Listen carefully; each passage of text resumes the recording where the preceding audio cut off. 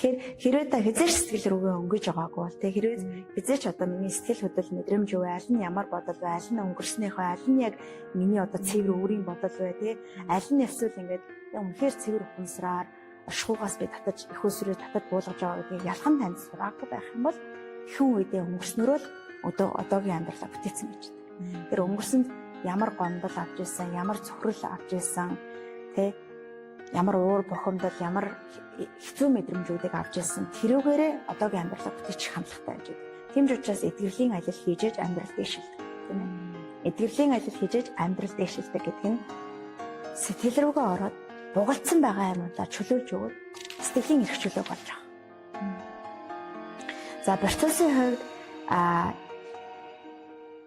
одоо англи хэл дээр нэг үг юм аа Карл Юнг хэлсэн те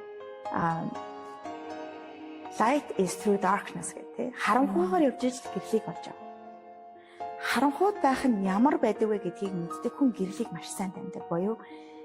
Хүнд бэрхшээлтэй амьдрал, өвдцөн, санхүүгийн хямралтай, харилцааны хямралтай, хамгийн доод зэгтээ хүрэх нь ямар байдаг вэ гэдгийг мэддэг хүн хамгийн гэрлийг таниад маш хурдан таньж эхэлдэг боيو. Сайхан амьдрал юу вэ гэдгийг маш сайн таньж эхэлдэг.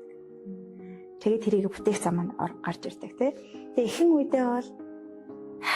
үедээ цээжин дээр өвдөж магадгүй, хоолой дээр юм хургаж магадгүй тий. Эхэндээ бачуурж магадгүй, давчилж магадгүй. Тэгэхээр бидний нэг хэдэг чухал зүйл бол эдгэрлийн энэ хамт олон орчин бүрдүүлэх хүчин болормоор хөөж ганцаарх надад тий. Тэгэхээр би их хямрлаа ганцхан хөөчтэй очиж уулзах гэхлээр зөндөө олон хүмүүсээ очиж боломжгүй байгаа.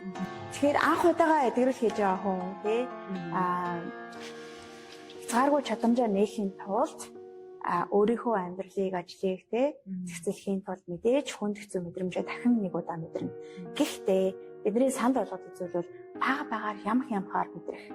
Тэгээд эдгэрлийн тийм инхтэн аюулгүй орчин бүрдүүлэх хамт олон бий болгож байгаа. Хамт олон дотор нэг гой зөөлөн дулаан юм гэхээр тэрврүүлээд улаацаад ингээд сууж байгаа тэр мэдрэмжүүд маш хурдан ингээд хамхаа хөнгөрчдөг.